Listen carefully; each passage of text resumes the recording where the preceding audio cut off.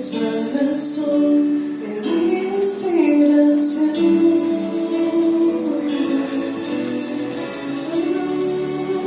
Pensar en todo amor, anda tu vida por amor. Me faltan las palabras para dar las gracias, mi Señor. Puedo en tu amor respirar, pues cada mañana más igual. En cada amanecer me haces realidad. Y la inmensidad del mar, siento que me pierdo en tu vida.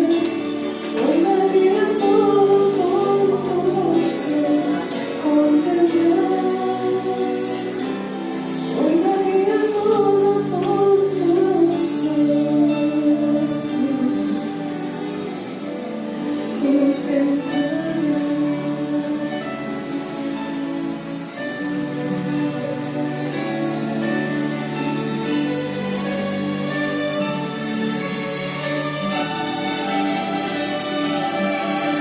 Señor, que no me envenene mi amor, que no queda en mi interior.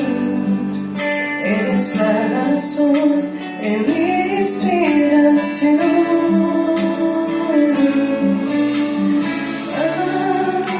Pensar en todo amor, anda tu vida por amor. Me faltan las palabras para dar las gracias, mi Señor. Puedo de tu amor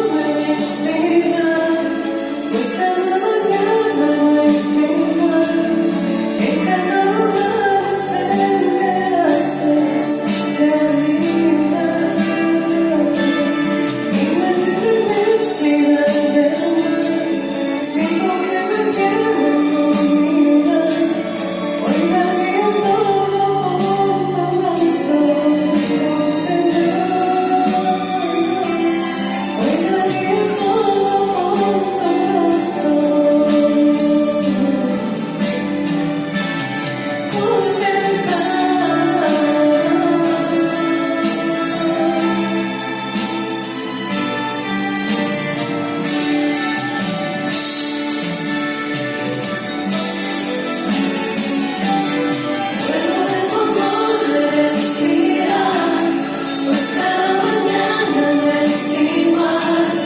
En cada amanecer me haces realidad.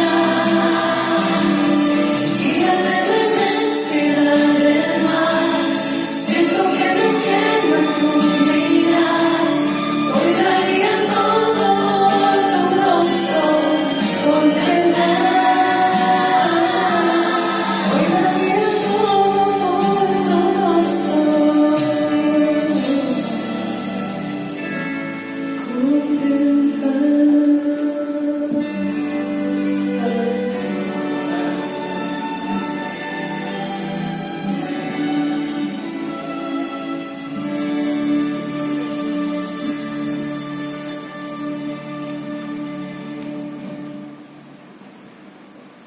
Muy bien, muy buenos días, iglesia.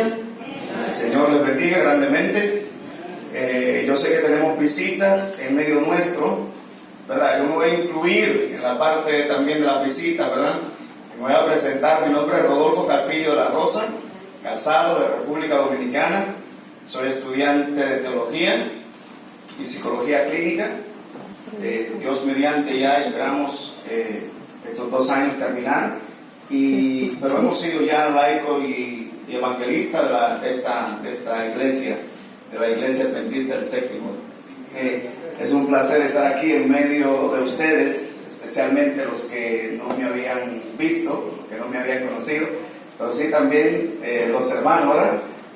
Y la idea de estar aquí es para compartir la palabra de Dios, es decir, que podamos crecer en la fe. Queremos ser útiles. Estuvimos ya en Bridgestone, nos volvieron a invitar para unas campañas también, nuevamente allá. Estuvimos en un campamento de jóvenes y volvieron pues a invitarnos, y a eso vinimos, ¿no? A compartir la palabra de Dios.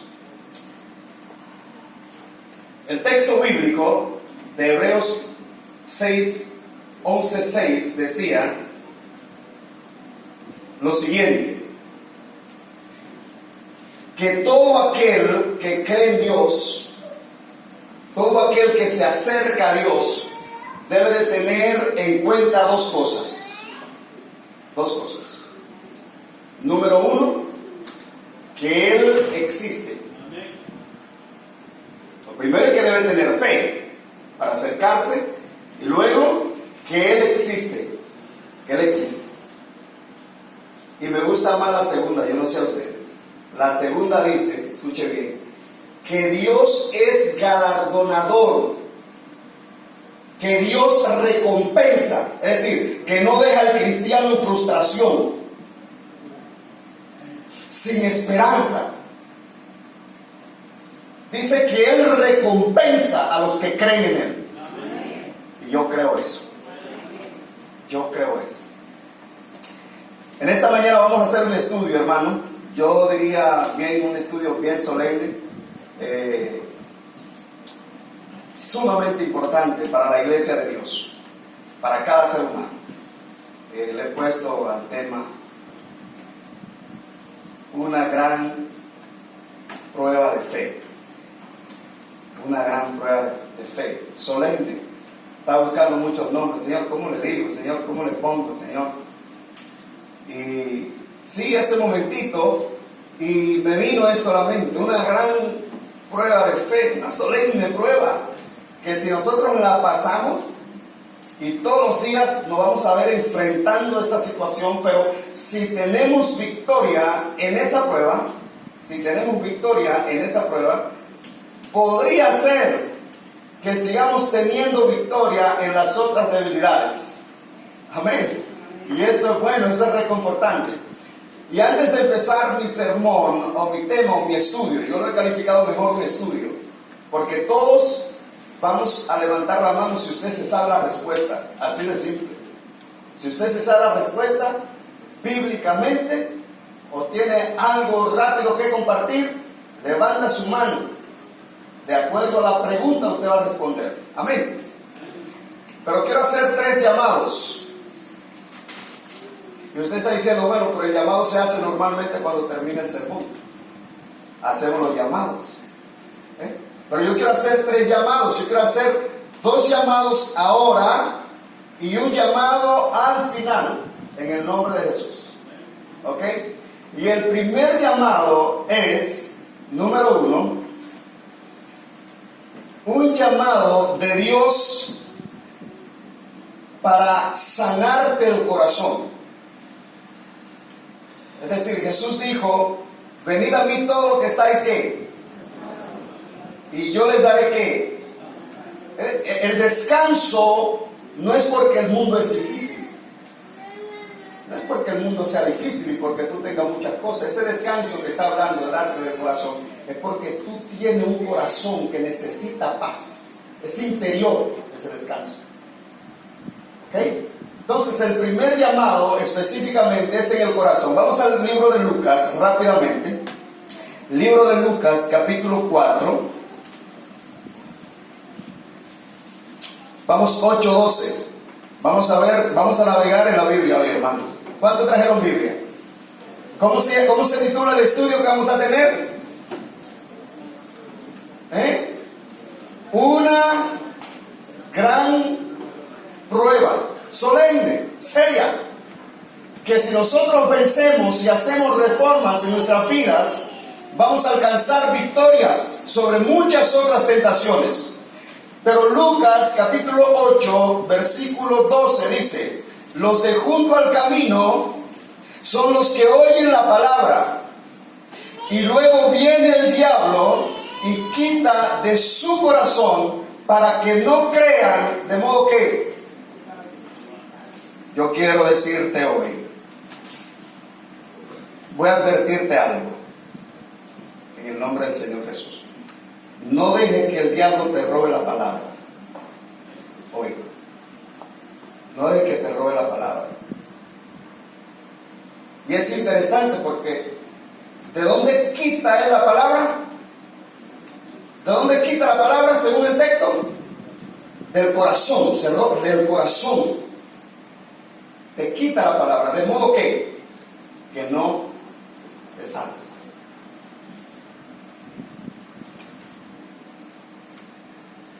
Del corazón. No dejes que el diablo te robe la palabra. Si hay una obra grande que Dios quiere hacer en el ser humano y va a hacer en estos últimos días con su pueblo, es limpiarle el corazón. Nada más. De paso, en la obra de Cristo Jesús, cuando Jesús vino aquí a esta tierra, ahora sí, vamos a Lucas, capítulo 4, mire dónde estaba la unción de Cristo. Yo quiero que usted vea dónde estaba la unción de Cristo. La primera parte de esa unción, ¿a qué fue? Porque Cristo es nuestro ejemplo.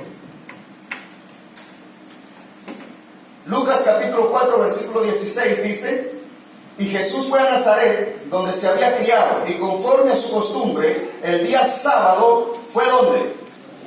A la sinagoga, a la iglesia, y se levantó a leer. 17, y le dieron el libro del profeta Isaías. Y al abrirlo, halló el lugar donde estaba escrito de él. Escuche bien: el Espíritu del Señor está sobre mí, por cuanto me ungió para dar buenas nuevas a los pobres. Me envió a sanar a los corazones quebrantados, a pregonar a los cautivos libertad, a los ciegos vista, a dar libertad a los oprimidos y a predicar el año favorable del Señor. Si algo tenía Jesús, que yo quiero que usted enfoque en ese texto, era su misión. Vino a predicar, dice. Esa era la primera parte, el evangelio a los pobres. Primera parte de la unción de Cristo: predicar, dar a conocer el evangelio, de manera que las personas puedan llegar a conocer a Dios y de esa manera volver a nacer de nuevo.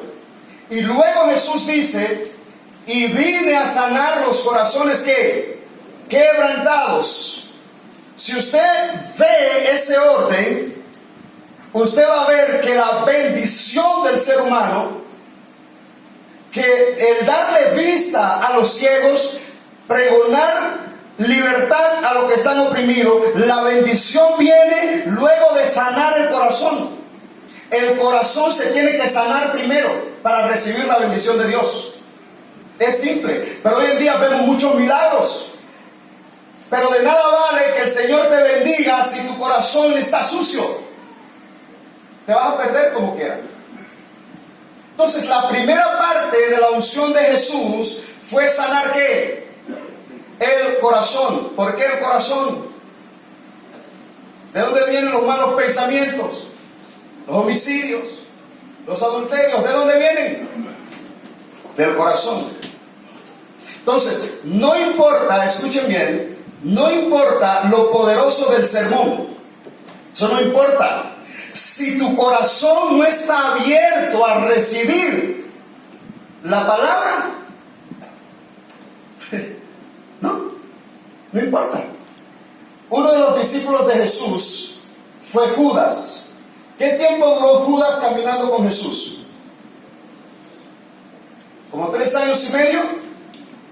Y Judas tomó la decisión de seguir a Jesús, ¿sí o no? Se hizo discípulo de Jesús, ¿sí o no? Fue tocado Judas por la palabra de Dios, ¿sí o no? Vio la vida de los seres humanos ser transformadas, cambiadas. Sin embargo, no hubo cambios reales en el corazón de este hombre. Es decir, Dios te va a hablar en esta mañana.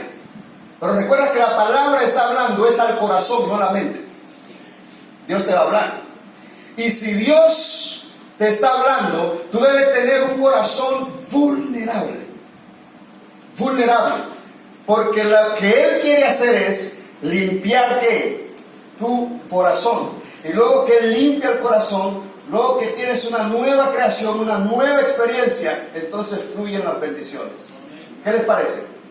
Entonces el primer llamado es ese. El segundo llamado confiar, escuchen, confiar plenamente en las promesas de Dios. Y ya casi estamos entrando al tema. ¿Confiar en qué? Todo el que se acerca a Dios tiene que saber que Dios existe y que Dios recompensa y que Dios oye y que Dios no es indiferente a lo que creen en Él. ¿Ok? Vamos al libro de Pedro, porque Pedro siente una gran preocupación. De paso, esa misma preocupación siento yo hoy.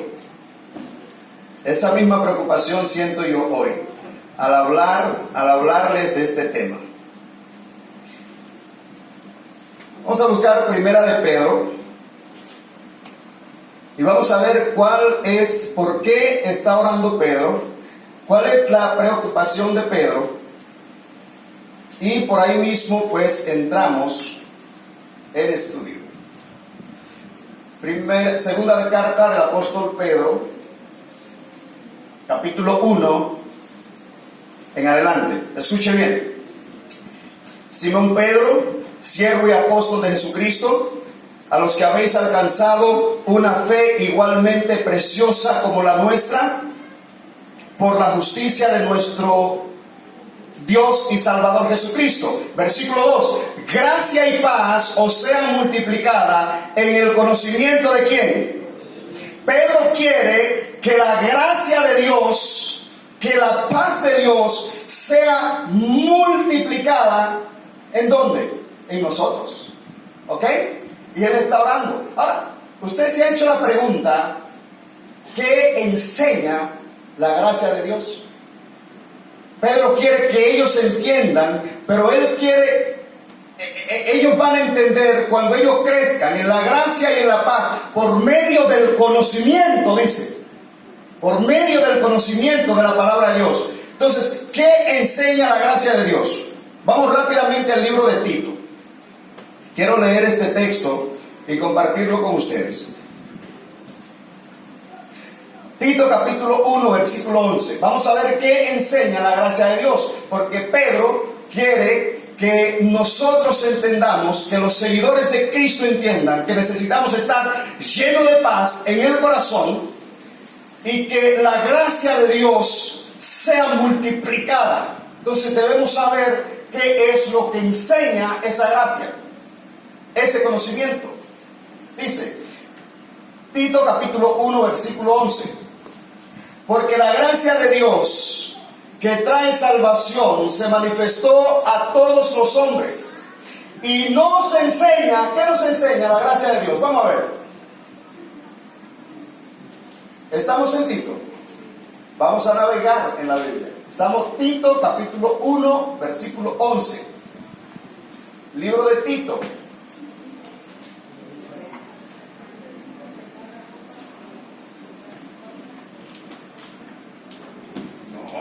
Entonces hay que arreglarlo aquí.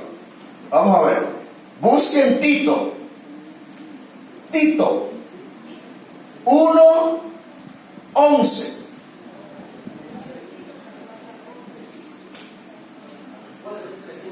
Siga.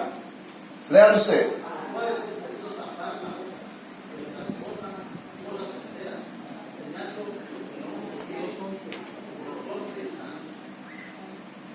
Bueno. Ahora sí me voy a acercar a ustedes.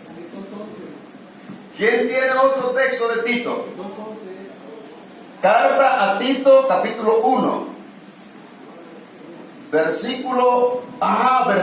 Capítulo 2. Oh, gracias, Señor, que me libraste. Gracias, Señor. Ok.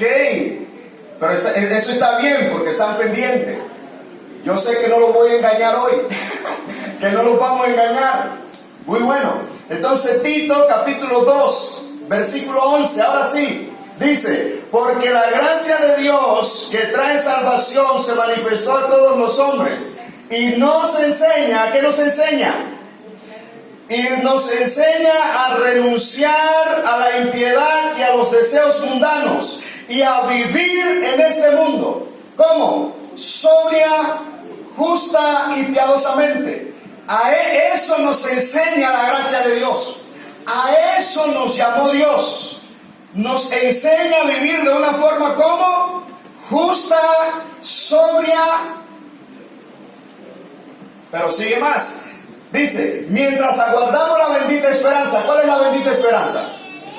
La venida de Cristo. Mientras aguardamos la bendita esperanza, la gloriosa aparición de nuestro Dios, de nuestro gran Dios y Salvador Jesucristo, quien se dio por nosotros. ¿Para qué se dio Jesús por nosotros? ¿Para qué se dio? Dice aquí, para redimirnos de toda iniquidad y purificar para sí un pueblo propio, celoso de buenas obras.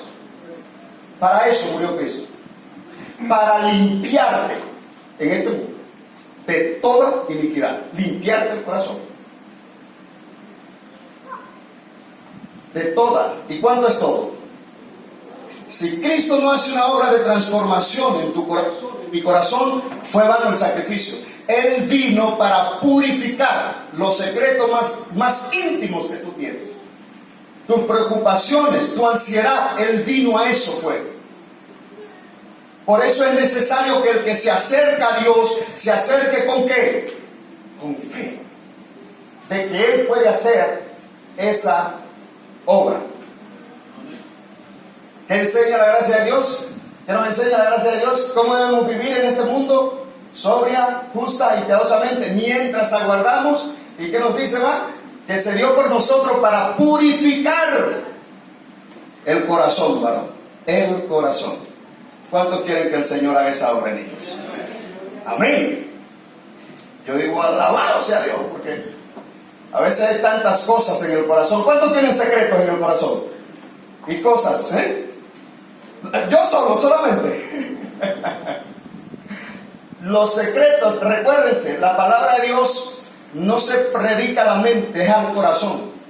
Tú puedes ser tocado y tú vas a ser tocado por la palabra. No obstante, corre el riesgo de no haber cambios reales en tu corazón y pasarte como Judas, que aunque siguió a Jesús y lo siguió de cerca y vio a todo el mundo ser transformado, él no lo fue. Y corremos el riesgo de pasar 4, 5, 7 años en la iglesia y seguir siendo el mismo y no ser transformado nada. Y tú estás seguro porque la palabra de Dios te toca, te ha hablado, tú has visto vida transformada. El asunto es que ese cambio no se ha visto en ti. Tú estás preocupado y yo creo que eso debe